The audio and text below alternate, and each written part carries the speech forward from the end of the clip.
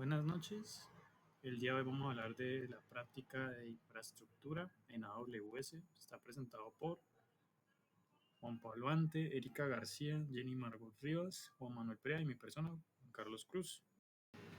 Tenemos en nuestra arquitectura en dos componentes, frontend y backend. El frontend es estático con un index.html que consume la API del backend por HTTP tipo JSON. Cada uno tiene su propio Dockerfile, así que pueden desplegarse y escalarse de forma independiente. El backend sigue una separación por capas, controladores, servicio, repositorio, modelos, esquemas y la estructura de la base de datos y el punto de entrada. En los controladores pues tenemos el enrutamiento y los endpoints de la API. En el servicio la lógica de negocio y las reglas del dominio. En el repository tenemos el acceso a los datos y las consultas a la base de datos. Y en los modelos las entidades de entidad relación. En los esquemas tenemos los modelos Pydantic para validar y serializar la entrada y la salida. Y en la database creamos la configuración y la sesión de la base de datos. Y en el punto de entrada pues inicializamos la app y el registro de los routers.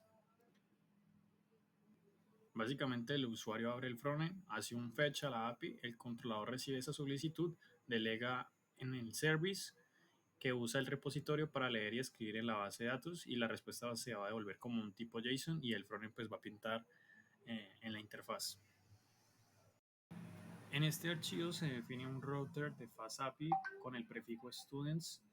Este router no tiene lógica de negocio y utiliza la inyección de dependencias para obtener una sesión de SQL Alchemy. A partir de esto, crear un student service que es quien realmente opera contra la base de datos.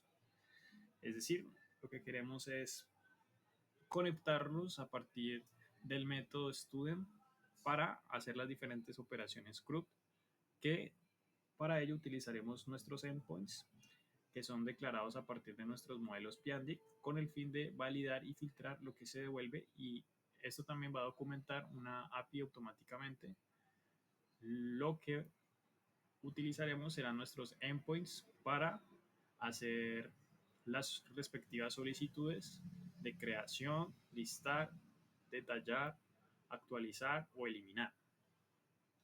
Y esto es un flujo que es una petición, se va al controlador, se enruta, se va al servicio y posteriormente a la base de datos, y esto nos dará una respuesta. Esto lo que hace es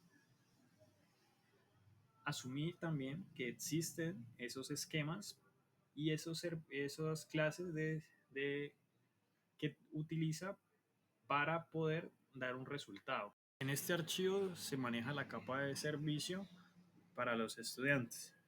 Aquí se orquesta las operaciones de negocio usando una sesión de SQL Alchemy y delegando el acceso a datos al repositorio. Así el código que habla HTTP vive en el router y la lógica de negocio en este archivo. Y el SQL como tal en el archivo del repository. Lo que se hace aquí es importar la sesión y los módulos locales del repository y los esquemas. La clase Student Service lo que va a hacer es recibir el constructor en una sesión y guardarse en un objeto DB. Posteriormente va a inyectarse por vía request con FastAPI con depends.getDB, asegurando que cada petición tenga su propia transacción. Aquí cada método de servicio va a estar enlazado en el repositorio. GetStudentID aquí va a llamar al repositorio y va a devolver un estudiante o ninguno. List va a encargarse de reenviar la paginación al repositorio y obtener la lista de todos los estudiantes. El create va a insertar una entrada al repositorio y devolver un objeto del estudiante ya creado. Update pues se va a encargar de aplicar esos cambios y devolvernos el objeto actualizado, y el delete borrar ese objeto y retornarnos una lógica true o false de ese resultado. La ventaja de esta capa es que se pueden añadir diferentes reglas de negocio de tipo de validaciones, permisos y demás, sin mezclar con otras capas como sean las de peticiones o de la base de datos. Entonces el router queda ligero y es más fácil el testeo, y el caso del repositorio se enfoca en las operaciones de la base de datos tipo CRUD. Y por último, el archivo repositorio es el que habla directamente con la base de datos usando SQL Alchemy, recibiendo esa sesión y operando sobre el modelo de entidad-relación que definimos en el archivo models, y utilizando los esquemas como contratos de entrada y de salida. Aquí utilizamos diferentes importaciones de modelos y esquemas y hacemos las diferentes operaciones CRUD teniendo en cuenta el lenguaje de SQL.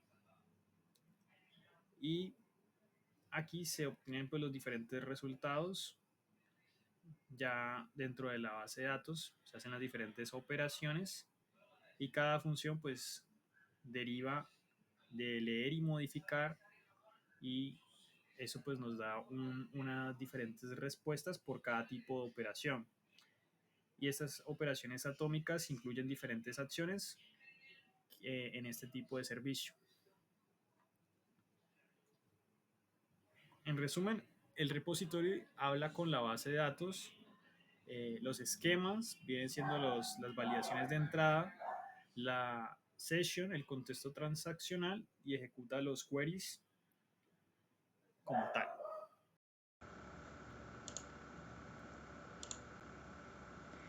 Para el frontend tenemos un HTML donde se implementó una interfaz web completa para consumir la API REST que gestiona el CRUD de los estudiantes que se hizo en el backend. El HTML fue construido con Bootstrap y JavaScript también, de tal forma que la página muestra un formulario para registrar nuevos estudiantes y un listado dinámico donde se visualicen todos los que están guardados en la base de datos.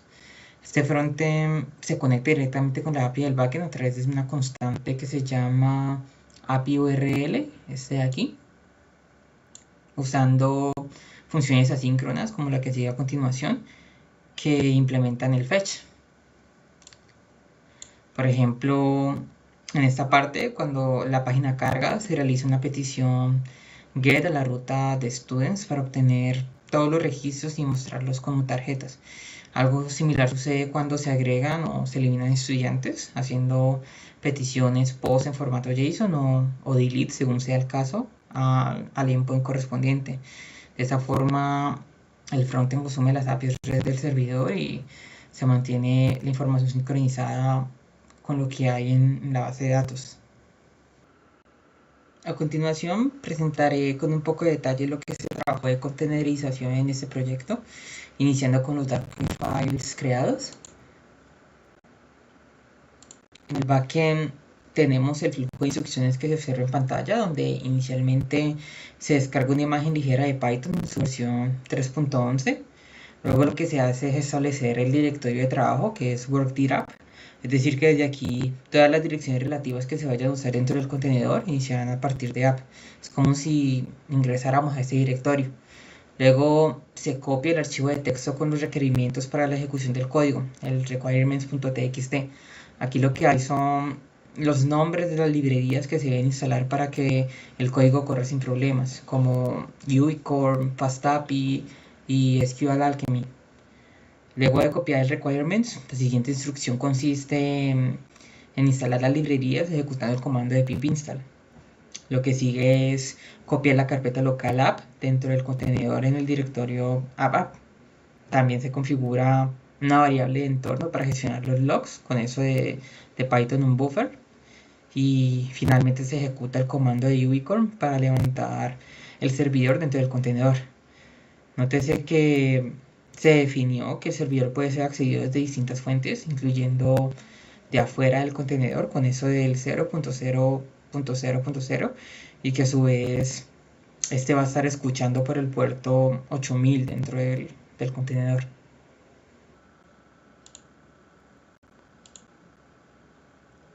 Ahora, continuando con el Dockerfile del frontend, encontramos las siguientes dos instrucciones para su ejecución dentro del contenedor.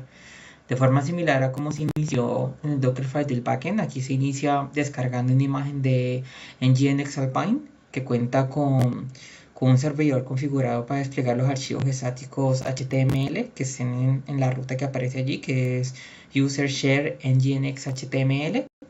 Por esto, la siguiente instrucción lo que hace es copiar el contenido de lo que hay en el directorio frontend static del proyecto, que solamente es el HTML, y lo pone en la ruta que mencioné antes para cargarlo. De forma predeterminada, cualquier archivo que esté copiado aquí será accesible a través del puerto 80 del contenedor. Lo último por revisar en esta parte es el Docker Compose, donde se define el entorno completo con los tres servicios necesarios para la realización del proyecto, que son la base de datos, la API o el backend y la interfaz o el frontend. Tal y como se observa, el primer servicio que se configura es el de la base de datos, donde lo que se hace es cargar y usar una imagen oficial de PostgreSQL en su versión 15, donde se crea una base de datos llamada StudentsDB con usuario y una contraseña que son la misma, que es Postgres, y que se expone en el puerto 5432 tanto dentro como fuera del contenedor. El siguiente servicio es el del backend, que se hace construyendo la imagen configurada en el Dockerfile anteriormente y que está dentro del directorio del backend.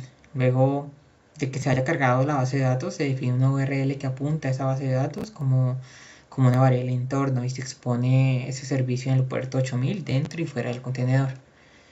Finalmente, con el frontend se hace igual que con el backend, construyendo la imagen del Dockerfile configurado en el directorio del frontend y se expone el servicio en el puerto 8080 fuera del contenedor y en el puerto 80 dentro del contenedor.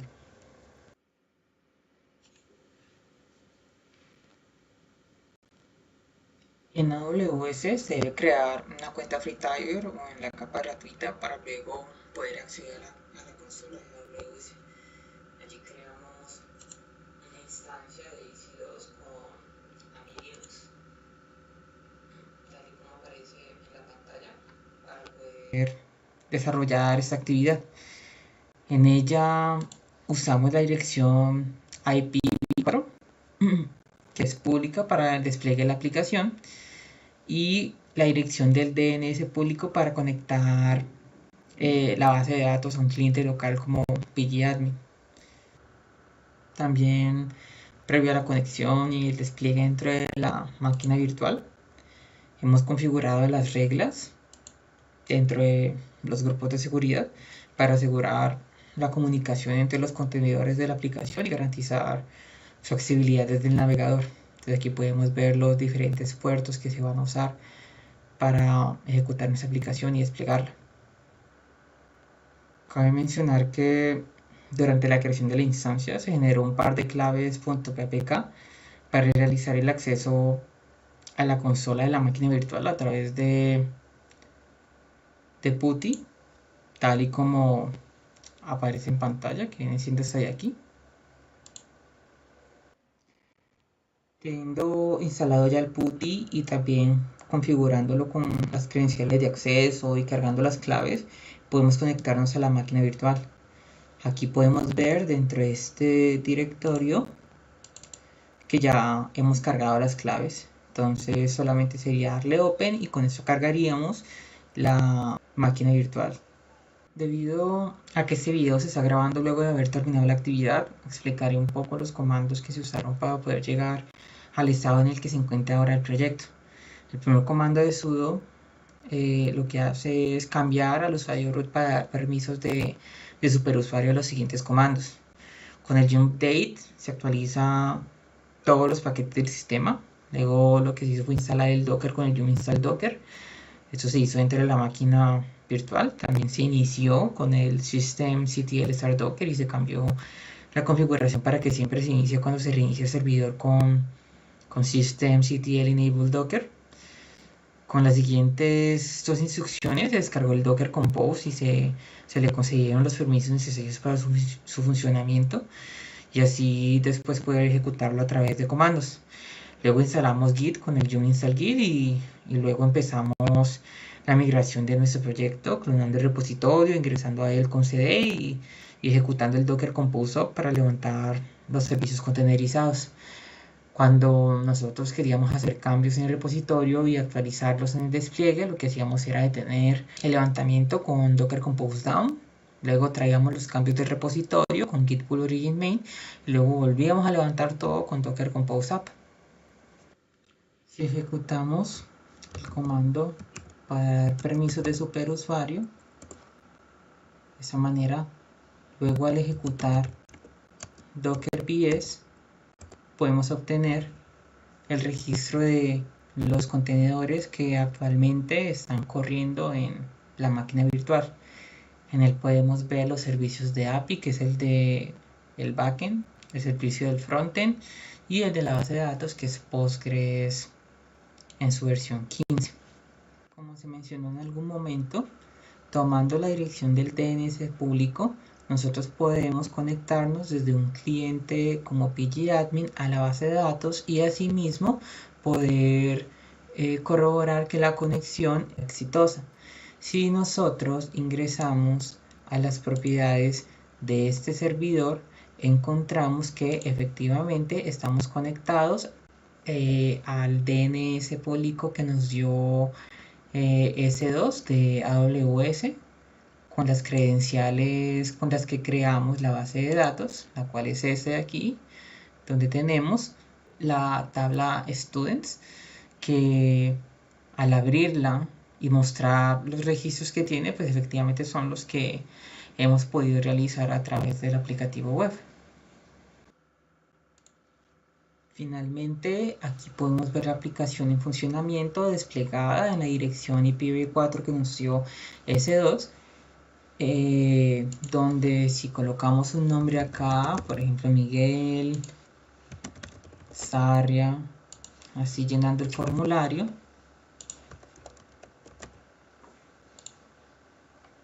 nos crea acá el registro.